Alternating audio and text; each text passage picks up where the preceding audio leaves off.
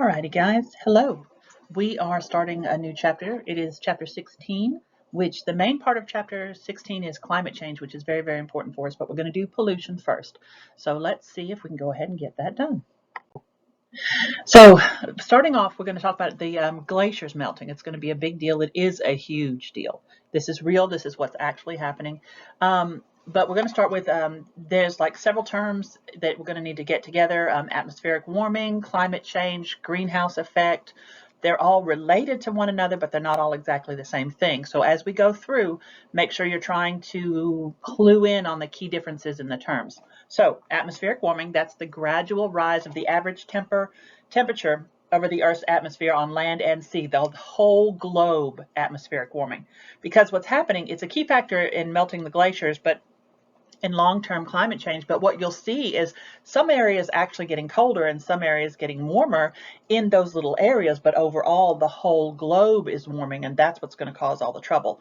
But if it's left unchecked, the climate change is going to have horrible, horrible effects on the ecosystems and the ecosystem services that we've come to rely on. So Greenland's glaciers, Greenland, which is like, it's just an island. It's mostly covered by glaciers. Remember, there's the meme about the Vikings messing with everybody. Iceland is actually green and gorgeous and temperate. Greenland is actually icy and horrible. The Vikings switched the names on purpose to protect the people who lived in Iceland so people wouldn't come by. And anybody who did try to come would go to Greenland and die. So that's how they got its name. So Greenland is not green. Not green at all. Or it's not supposed to be. We continue with this atmospheric warming and it just might be. But it is the world's largest island and mostly covered with glaciers, some of them about 2 miles thick. And so that's crazy, crazy thick. If you ever had to walk 2 miles, imagine that whole thing as a sheet of ice. That's big, big. They contain enough water to raise the global sea levels by as much as 23 feet. If we wind up melting the glaciers, which you'll see soon, I think section 2, if we do wind up melting these glaciers whole way through, that's 23 feet of extra water, okay, that anybody who lives on the coast, your house is going to be swimming, okay? So we're going to talk, these questions are in here with your notes. So as we go through, some of the questions are answered directly on the slides. Some of them are going to have you thinking a little bit. Either way, get them answered for me and see what you think, okay? All right, so here again is Greenland. What we just said, it was the world's largest island. But look at the red places, okay? The first picture is 1982, okay? Most of y'all weren't even born yet, is that right? My numbers. But anyway, 1982, and this is 2012, both of which were done in summertime. They can't say, well, one was taken in summer and the other was taken in winter. No, they were both taken in summer. So in 1982, even in summer, it had that much ice, okay? But in 2012, that's all that's left. All of that water is now in the oceans. All of that's going to, once you melt that fresh water into the oceans, it's going to change the salinity of the ocean, which in turn is going to change the currents of the ocean. Big, big mess. Because once the currents of the ocean have changed, that's going to change the weather that the oceans bring in. So it's all a big, huge mess. It's incredibly important.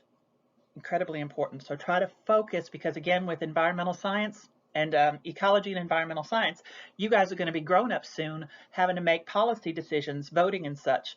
You need to know the details of what's happening so that you can make good decisions while you're voting and everything. So if you know what's happening, then you can make good decisions.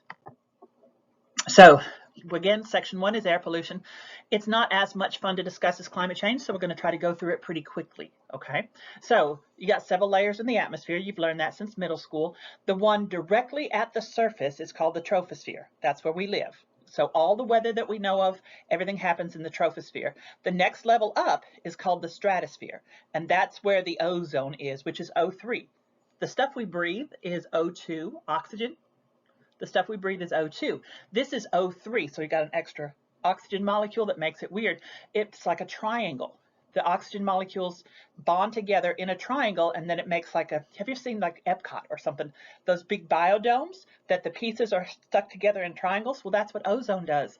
The molecule naturally sucks in a triangle, connects in a triangle, and connects and that makes a shield for us to protect us from the worst of the sun's ultraviolet rays. The sun is steady putting off radiation, really bad, serious radiation, and the ozone protects us from that. So the things that could happen is like sunburn, skin cancer. My picture's in front of the way. I can't see it, but you guys can see it, I believe.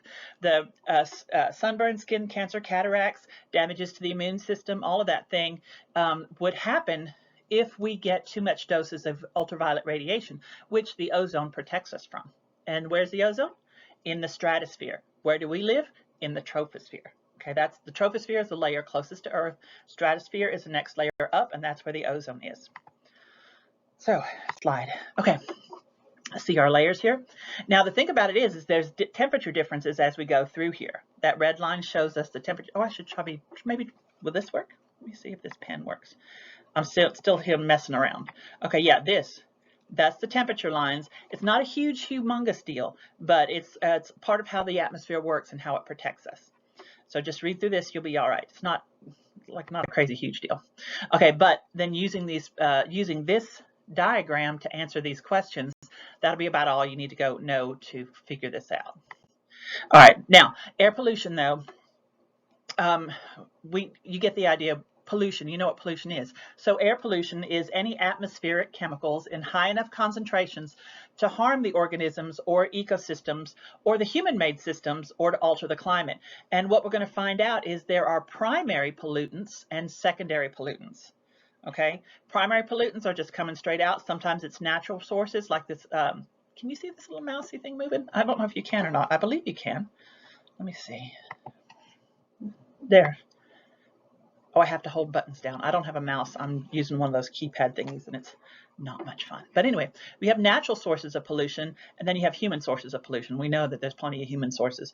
But when it goes directly into the atmosphere like that, it's called a primary pollutant. But once it's in the atmosphere, you can have chemical reactions taking place to make something else. And that's when we call it the secondary pollutants. Okay, you're going to see some more about that in just a second. Okay, so sources of air pollution, the natural sources. Like I said, not all of it's our fault.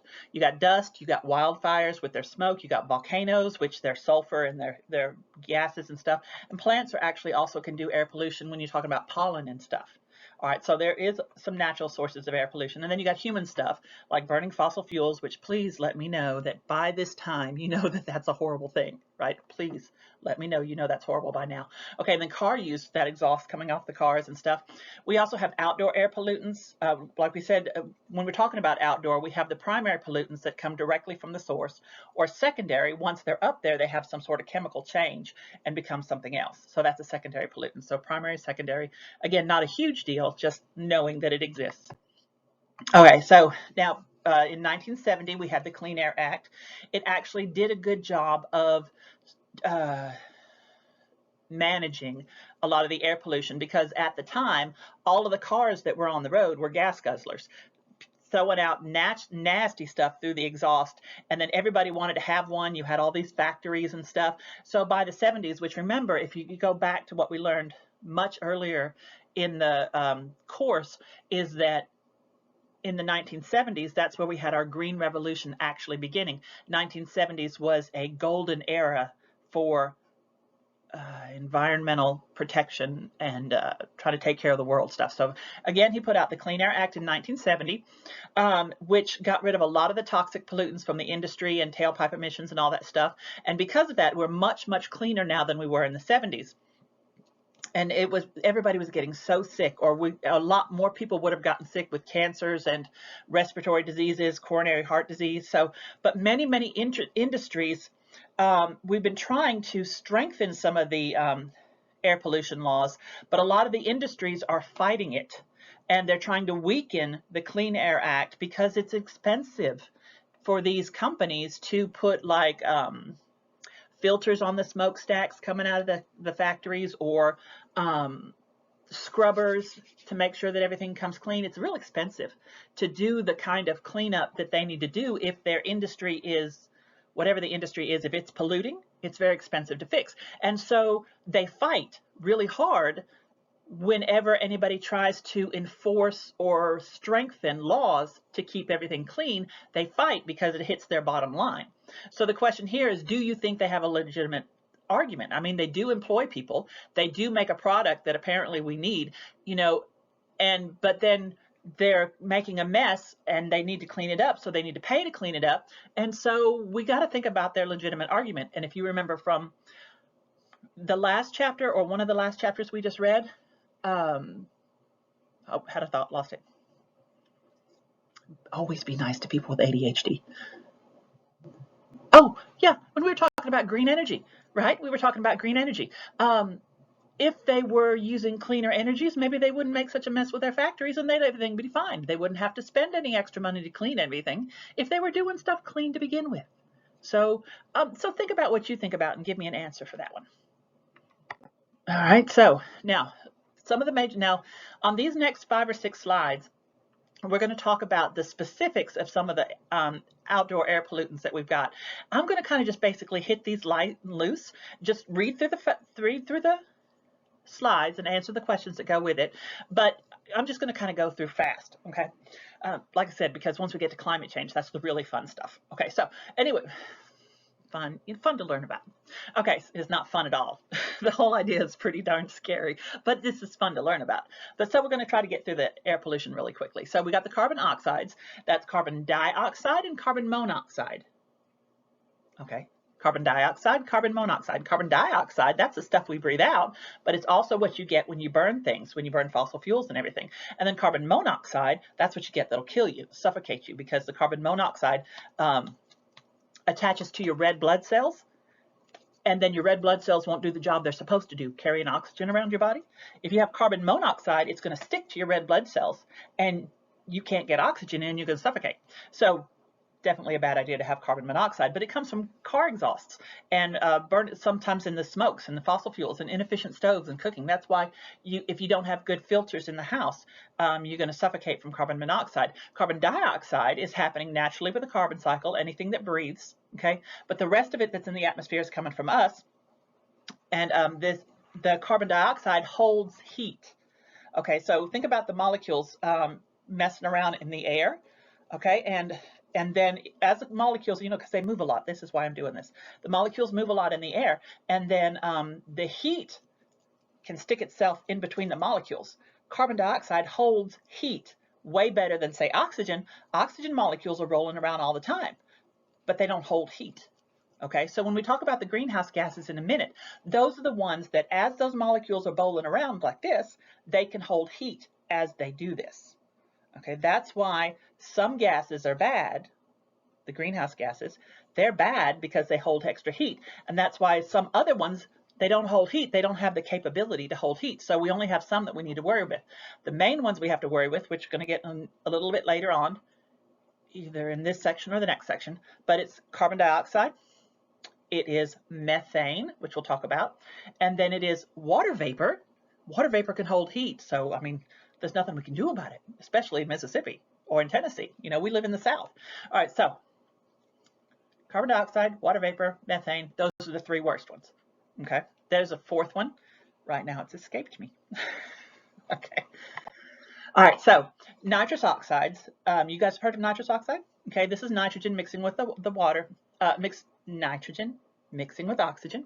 Actually, some of it is important in the nitrogen cycle because every one of our DNA molecules in our body requires nitrogen. A whole bunch of other stuff in our bodies require nitrogen. Nitrogen in itself is not bad.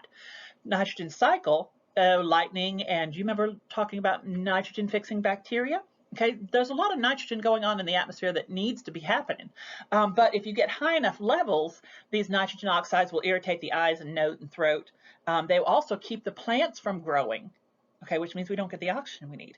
So there's read this on your own, you can get there, but then answer the questions that go with it. I'm not going to bother you with the specifics of this too much right now. But nitrogen is important. It does a lot of good things. Too much of it, though, is going to irritate our eyes, nose, and throat and give us bronchitis and people with asthma. It's bad when you get too much of that. All right, so then we went into sulfur. So we've done carbon oxides, nitrogen oxides, now sulfur oxides. You've heard of acid rain, right? This is where it comes from. Mostly from, I mean, you have natural sources just like we did before. Let me find where's my little pen?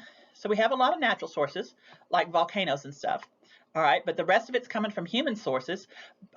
Coal is one of the worst things for emitting sulfur into the atmosphere.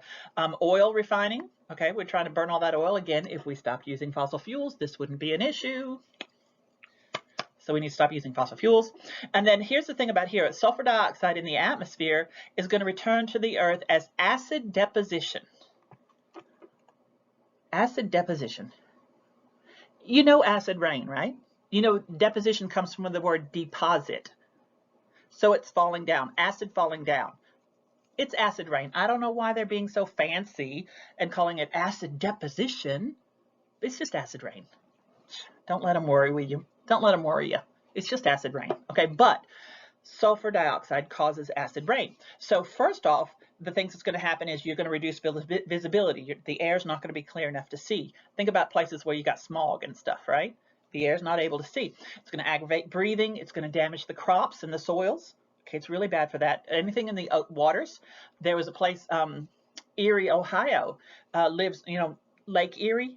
You know, the Great Lakes. You got Lake Superior, Lake Erie, Lake Ontario, and then there's 2 more lakes. But one of the Great Lakes, Lake Erie, was so bad because that's near Ohio, and Ohio had a lot of factories. This again is in the 70s before we got the good clean air going on. There was so much acid rain in the atmosphere and landing in the lake that you couldn't eat anything. You couldn't eat any of the fish you caught in that lake. Nothing. And it's not a small lake. It's huge. Huge. So it really, really impacted our fishing industry when they had to stop letting people eat out of Lake Erie, and that was our own fault because of all the coal factories. All right, and then of course you also know this last one down here, this one right here, this last one about acid rain, you know that it's going to tear up monuments and concrete and some of the most beautiful sculptures, because people don't really, not as often. People used to make the most beautiful sculptures to put up places, right? Acid rain is going to eat. They use so many statues with like no nose, where the nose is completely rotted off of the statue because of acid rain. It ruins statues and monuments and stuff like that. So it's a mess. So far we've had carbon oxides, nitrogen oxides, sulfur oxides. Didn't know you were getting chemistry in this mess, did you? All right, what do we got next? Okay, these are particulates. Particulates. Another $20 word. Particulate just means stuff. It just means stuff. Don't look at these giant words and have a freak out. Okay, particulates is just stuff. Okay, so there's suspended particulate matter, SPM. Suspended particulate matter. That means just take the words apart. Stuff floating around. Suspended particulate matter. It just means stuff floating around. That's all. It's not hard. All right, so they're solid particles or liquid droplets that are small enough and light enough in the air to stay up there for a long time and they don't fall. And the longer they stay up there, the more likely you are to breathe them in. Dust, wildflowers, even sea salt. Okay, those are natural things. And a lot of the rest of them coming from us, burning coal, motor vehicles, wind erosion in topsoil, road construction. Oh my God, you go anywhere near there's somebody building a road, you're going to have a migraine in a second. And that's from those SPMs. Okay, this can irritate the nose and throat, damage the lungs, asthma, bronchitis, shorten lifespans if it's over a long period of time. Also going to reduce visibility, erode chemicals, and all sorts of stuff like that. So, excuse me, I'm going to have some coffee. Oh, I didn't tell you where I was. Can you see what's beside me here? I've got Mud over here for me, our dragon. She's here helping us with class today. I don't know if you can tell that that's what's over here. So, and this shadow in my face is my daughter's giant plant. So that's where I'm recording from today. All right, where are we at? Okay, more outdoor pollutants.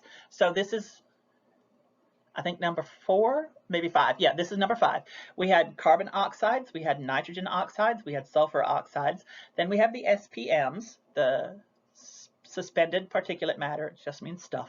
And then ozone. Now, we talked about ozone a second ago, right? We said it was important. It's part of the stratosphere that protects us from ultraviolet rays. We talked about ozone, and ozone is a good thing when it's in the stratosphere up there. Down here, if we wind up with ozone down here, that's smog, and it's like incredibly difficult to breathe through. It's toxic to us down here. Remember, the layer we live in is called the troposphere. The layer up top where the ozone belongs is called the stratosphere. Okay, so if the ozone is up in the stratosphere where it belongs, it's going to block us from ultraviolet rays. It's going to protect us from cancers and cataracts and all sorts of stuff that this ultraviolet rays can do if it's up here in the stratosphere. If it's down here in the troposphere, it could kill us. Same stuff, same chemical, those three oxygens stuck together in a triangle. That's exactly what it is. All right, because when you have the oxygen we breathe, there's a little bit of the chemistry that will help you, okay? So the oxygen we breathe is O2. It's almost like a pill, you know, like a capsule shape. You have the two oxygens stuck together and it just looks like a nice capsule. You swallow it down and it's good for you. I'm not saying to take capsules. I'm saying the oxygen is shaped like a capsule, so it goes down smooth. Ozone is shaped like a triangle. If you swallowed something that was a triangle, you're going to scratch yourself all to pieces, aren't you? It is not good for you. O3 is shaped like a triangle. O2 is shaped like a capsule. O2 is what we breathe. We're supposed to breathe it. It's good for us. O3 is shaped like a triangle, and it will kill us. Okay? All right, so, and it's not just because of the shape, but it is a lot to do with the shape. So the ozone, when it's down here in the troposphere with us, it will coughing, breathing problems, aggravating lung and heart diseases. Look, it'll even reduce resistance to colds and pneumonia. You're going to be sick more often. It's going to irritate the eyes and nose and throats. And plants, it's going to damage the plants. It's going to damage rubber and tires. I hadn't heard that one before, but that makes sense though. You have these big cities where you have a lot of smog, okay? Then your tires are not even going to last as long as they're supposed to last. That's going to affect my pocketbook if I have to buy tires more often. Just because somebody has smog, ozone, somebody's making a mess down here, right? It's going to ruin fabrics and paints and stuff. The humids, here's the thing. Look at this giant word. Chlorofluorocarbons. Okay, so chlorofluorocarbons are some of the things that when they get up into the stratosphere, because they're one of these particulate matters that can float and stay in the air, airborne for a long time, they'll go up to the stratosphere and tear up the ozone that's up there doing what it's supposed to be doing. All right, so it's going to, if the chlorofluoro, it's like three words. Chloro, from the chlorine. Remember your elements? Remember your elements learning the periodic table? Chlorine, fluorine, and carbon. Just three elements. Chlorofluorocarbons. It's not anything fancy. It's just those three elements stuck together. Chlorine, fluorine, and carbon. It's not a big scary word. It's just those three elements stuck together. But those chlorofluorocarbons, when they will work, they're like a particulate. They stay suspended in the air, and they'll go up and affect the ozone that's up in the stratosphere like it's supposed to be. It'll break it apart. You know, the triangle, remember I talked about that the ozone is shaped like a triangle and that the triangles all hook together to make us a shield. The chlorofluorocarbons get up in there and they break apart the shield, which means then that the UV rays are going to come down a lot easier and burn us. Okay, and if we have this harmful O3 on the ground, this is going to cause the smog. Okay, so these chlorofluorocarbons, if they float up, are going to ruin the good ozone down up in the stratosphere, and then at the bottom down here they're going to increase the ozone that's down here with us in the troposphere. All right, so now we're going to talk about the volatile organic compounds. So this is, I think, the sixth one that we've covered. We did carbon oxides, nitrogen oxides, sulfur oxides, the particulates. Then we did the one we just did, ozone. And now we're going to do the VOCs, volatile organic compounds. Those are 6 things that cause the air pollution. Okay. Some of the examples of volatile organic compounds are methane and hydrocarbons. Talking about hydrocarbons first, when you have you ever ordered anything in that's like shipped in a tight package, but it's made of plastic, like floor mats in cars or something, and when you open that package, you can smell that, or like new car smell? You know what I'm talking about? That smell? That's from the plastics and stuff that they make. Those are from the hydrocarbons. And that new car smell will actually make you sick. It can make you sick. All right, those hydrocarbons, what they do is they kind of mess with your, they'll give you migraines, mess with your breathing, like almost all of these air pollutants do. And so that's hydrocarbons that are made from, when you were making plastics, that's one of the VOCs. Paint has a lot of VOCs in it. Volatile organic compounds. Volatile means dangerous. Okay, volatile organic compounds. Methane is another volatile organic compound. Methane, remember we talked about, at the beginning of this section, we talked about 3 greenhouse gases. All right, we talked about carbon dioxide is a greenhouse gas. We talked about water vapor, which we can't really believe. I mean, because we live in the South, it's water vapor is a greenhouse gas, and methane is a greenhouse gas. Do you remember we talked about also just a few minutes ago that the greenhouse gases, those are the ones where the molecules are banging around, but between the molecules, they can hold heat, okay? Methane actually holds heat way worse than carbon dioxide. Whenever we're talking about climate change, whenever we're talking about global warming, we say carbon dioxide is the devil. Carbon dioxide, there's way too much. Carbon dioxide is causing the glaciers to melt. Methane is actually way worse at holding heat than carbon dioxide is. The difference is there's a lot less methane in the atmosphere than there is carbon dioxide. That's why we don't mention it as much. But if there were too much methane in the atmosphere, it holds heat about 25 times worse than the same amount of carbon dioxide would. And so when we're talking about climate change and global warming, things that release methane are really, really dangerous for climate change. Okay, so we'll talk about this CH4, that's methane. So one of the things that happens when plants rot, that releases methane. Or the funny part is plants rotting or being digested. What do cows eat? Cows eat plants. Cow poots and burps put methane in the air. Do you know how many cows we have in the cattle industry? Way more than we have people. We have way more cows than we have people. All of them putting out methane emissions, and methane holds way more heat than carbon dioxide does. So the plants that the cows are eating, in the digestion of the plants, okay, creates methane, and they poot it out or burp it out. So plant decomposition in the wetlands, termites also, because they are decomposing plants as they're doing their job as well. Lots of methane. That's natural sources. The rest of it's coming from human sources. Rice paddies, because you know you have to grow rice in like a puddle. Okay, you have to grow rice in a puddle. And in doing that, you're going to have the decomposing plants. Landfills, from the decomposition in the landfills, natural gas wells, pipelines, and cows, like I said, are the human sources of methane. We blame, now we said it was cows. I didn't do all that pooting, it's the cows pooting. Who's growing the cows for the beef industry? That's us. Okay, that's why the cows, that's our fault. Okay, because there would not naturally be this many cows. We are growing the cows for the beef industry. And so some of the other examples of VOCs are like the industrial solvents, dry cleaning fluids, the components of gasoline. Have you ever seen when gasoline, that stuff smokes out of, the fumes rising up out of the gasoline when you try to fill up your car? Okay, those are VOCs. They are bad for you. And like we talked about plastics and rubber and stuff like that. So it's really, really, VOCs are a thing. I think we're just about done with these.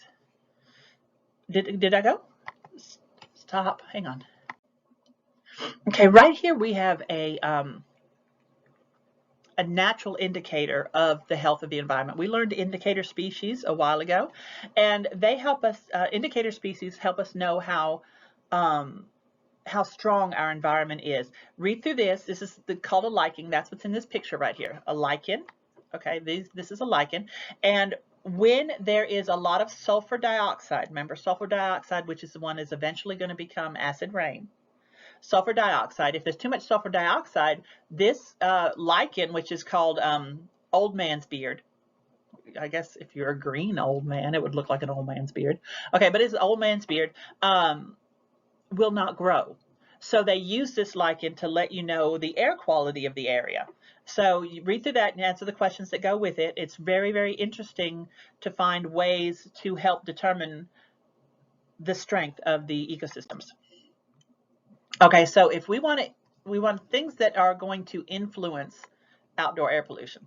All right, so right here at the beginning, we're talking about the things that reduce it. So some good things, reduce 5 things that would reduce the outdoor air pollution. First, the particles settling down that are heavier than air because of gravity. That's good, that gets them out of the air. Cleansing by rain or snow, that'll get them out of the air. Salty sea spray from the oceans washes away many of the pollutants from land. All of these are good things. Wind sweeping some away or diluting others by mixing it with cleaner air. Or we have some chemical reactions that are happening in the atmosphere. The sulfur dioxide reacts with oxygen. Can I move this? I don't know if I can move this circle. No, I can't move the circle. I can't see what's behind it. Anyway, so it's good. This is what, when the acid rain falls, at least it's out of the air. Okay, so that's the specifics on how acid rain is made. And when it finally falls, it's out of the air. It's still going to be doing damage, but at least it's out of the air. So these are 5 things that will reduce air pollution. These are 6 things that make it worse. Okay, so urban structures that block winds. If the wind's trying to blow and you have big buildings in the way and the wind can't blow, the pollutants are going to stack up in between there. Hills and mountains doing the same thing that block the ventilation. Okay, then we have high temperatures because that makes more smog. The high temperatures will build smog faster. And then certain VOCs from the trees, meaning like pollen, and other urban areas are going to make more of the smog. So that's 1, 2, 3, 4 so far. There must be more on the next page. Oh, the grasshopper effect, which was kind of interesting to read about. The air pollutants, if they're brought up at real high altitudes, and then they travel from tropical areas into temperate areas, meaning nearer to the equator, because remember how those, I think you learned probably in middle school or maybe early in your science careers, how the global winds travel across the earth from the equator up to the poles, some going up and then some going down. So from the equator in the middle going to the poles. And so as that happens, the air pollutants from the tropical areas, remember we just said when place is hotter, you're going to get more smog, and there's nothing hotter than the equator, right? So from around the equator, it's going to pull up to the poles.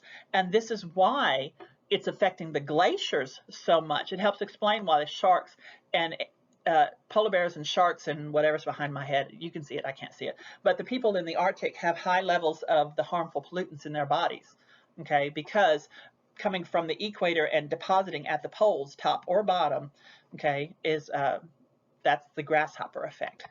And then the last one is temperature inversions.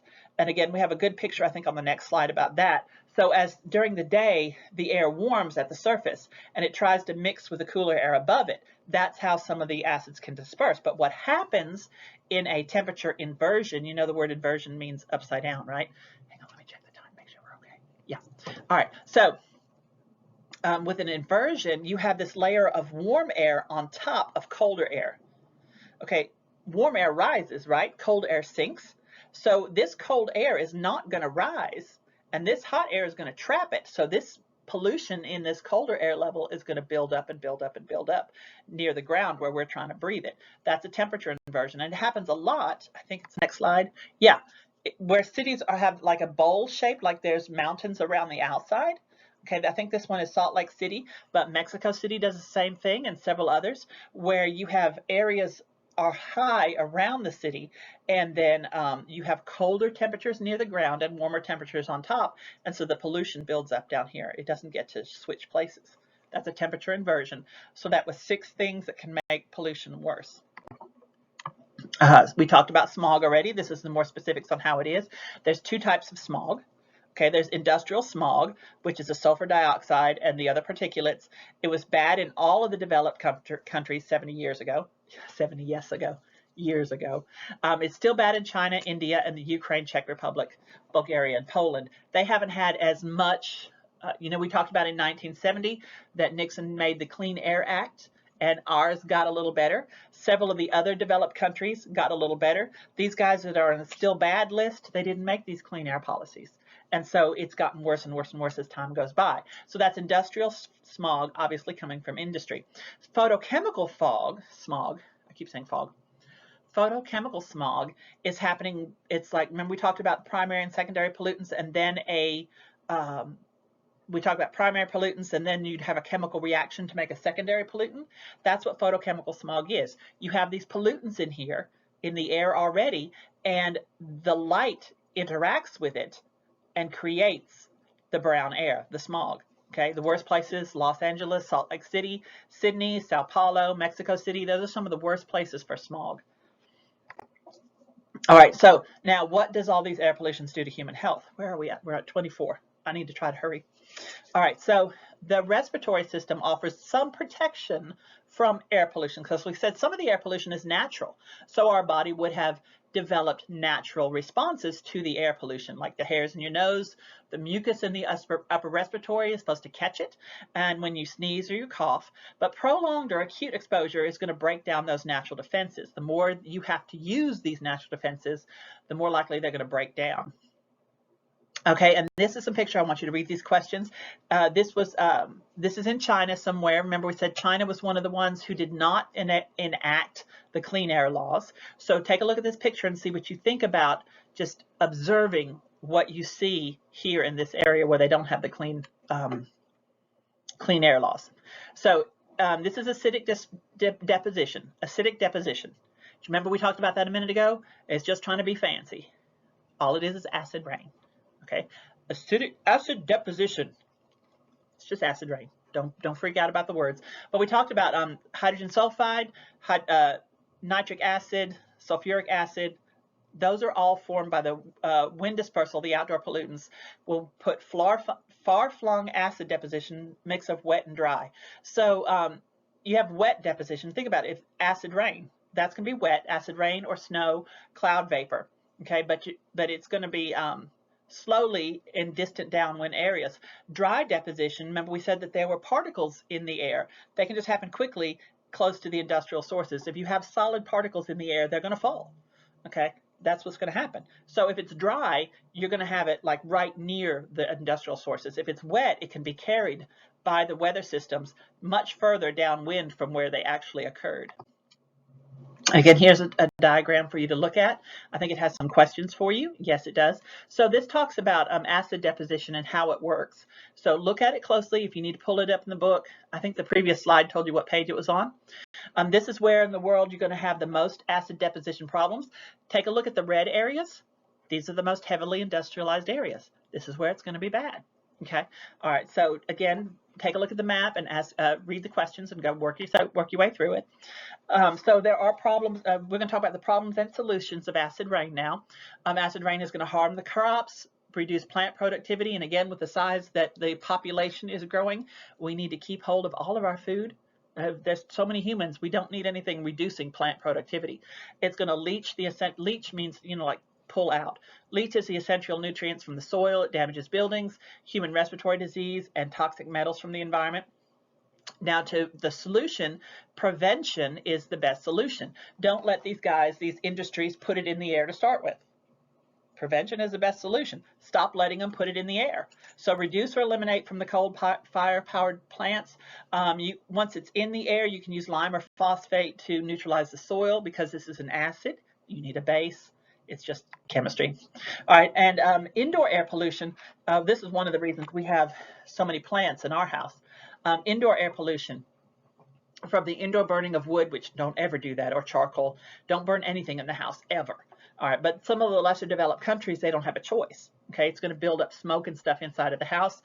In the more developed countries, the thing that causes indoor air pollution is fumes giving off the building materials and furniture. Remember when I said the VOCs, volatile organic compounds, coming from plastics and paints. Okay, that's inside the house. 11 common indoor air pollutants are 11 of the most common air pollutants in the U.S. are higher concentration inside than outside.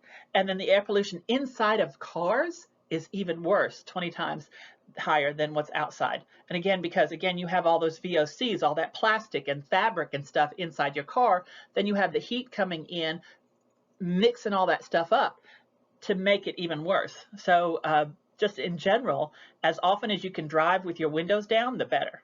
Okay. All right. So again, we talk about the indoor pollution in the houses. Take a look at the diagram and see how it builds up and what causes it to build up, and then think about some ways in your own house that you might be able to clear out some indoor air pollution. Like I said, in our house, we grow plants everywhere. My daughter is just a nut for plants. So she has plants everywhere. So that actually helps a lot. Because our house is one of the older ones. It's really old and it's falling apart. And so then you have dust and stuff building up from things breaking down. And so the plants help with that a lot. Okay, so causes and effects of indoor air pollution. I'm going to let you read through this yourself. Do you see the word exacerbated there? I told you it means made worse. I don't know why they wanted to use a $20 word like that. But go ahead and read through that and answer those questions and see what you think about it. Okay, so and again, to reduce it, this tells you the different things you need to do to help reduce the indoor air pollution. And then, oh, emissions trading. Okay. This is a little complicated to explain, but this is for outdoor pollution, not indoor pollution. But for outdoor pollution, if you know your company is going to release a certain amount of air pollution in the atmosphere, and you know what kind of a steady rate it releases it, then you know already how much damage you're going to do in the course of a year. So you pay ahead for that damage so that it can be cleaned up, and because you know that's because we've talked about this before. If you're causing damage to the ecosystem, fair cost pricing means you should include the cost of the cleanup in the cost of your product. Remember we talked about full cost pricing. We talked about full cost pricing. If you're making damage to the environment, what in making of your product, then the cost of your product needs to include the cleanup fee. Okay, so that's just fair. You made a mess, you need to clean it. So if there's these factories that know they're going to make a certain amount of mess every year, they pay for however much it's going to cost to clean it. Okay, now what they can do with this emissions trading thing is if they are cleared and they've paid for this amount of pollution because they know they're going to be making it over the course of the year. But if they can do something that cleans it and they don't make as much pollution as they thought they were going to, then they can pay the difference or trade the difference. Somebody who makes more mess than they thought they were going to can buy your extra credits. Okay, it's like a credit program that I knew I was going to make this much mess, but it turned out that I only made this much mess, so I have this much credit available, and I can sell that to other people who didn't make as good a decision as me. So what it winds up doing is that it winds up encouraging everybody to find cleaner ways to make whatever it is they're making. Okay, so it's a emissions trade program. You can read it more carefully to answer the questions as we go through. Okay, so more ways to reduce the thing. We need to enact or regulate, enforce the laws and standards. We have laws on the book about air pollution. We need to enforce those laws. Then we need to strengthen those laws, okay, by more controlling the emissions, setting stricter regulations, and then through the emissions trading to encourage people to be cleaner. Oh, here's our summary. Oh, that is tiny. This basically goes over everything that we've covered so far. Okay, so that's what this is. Is it my last slide? It's the last slide. That's why I put it all in one. Okay, so the air pollution is any gas or solid in the atmosphere that occurs in concentrations high enough to harm organisms and ecosystems or human-made materials or to alter the climate. So that's what air pollution is. That's your definition right up there. The air pollutants come from natural sources. That's these, and from human sources like these. Burning of fossil fuels, and then the primary pollutants, remember those are the ones that are emitted directly into the thing, and then the primary pollutants react with others to form the secondary pollutants. So far so good. This is stuff we talked about. So if this doesn't make sense to you or you don't remember any of this, you might want to double check back to this previous stuff we've covered. All right, so the major types of air pollution include the 6 we talked about: carbon dioxide, nitrous oxides, sulfur dioxides, and ozone and VOCs, and the particulates that float around. And then how the sulfur components are the ones that make the smog, hang on, where we go. You have primary and secondary pollutants reacting with the UV radiation to make photochemical smog. Remember we had said there was 2 types of smogs. You have the industrial smog coming straight out of the pollutions and photochemical smogs that are working with the light and they get worse. Acid deposition is just acid rain, and we know that when you have acid pollution falling onto the Earth's surface, and then you have indoor pollution, which is much more concentrated than outdoor pollution, because the outdoor pollution has the wind blowing it around, and especially bad in the less developed countries. Now you read this again slowly, okay? I just want to get through it fast because I know we've been here for a minute.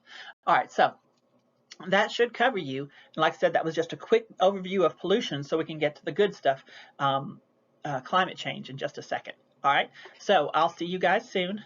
Y'all have a good day.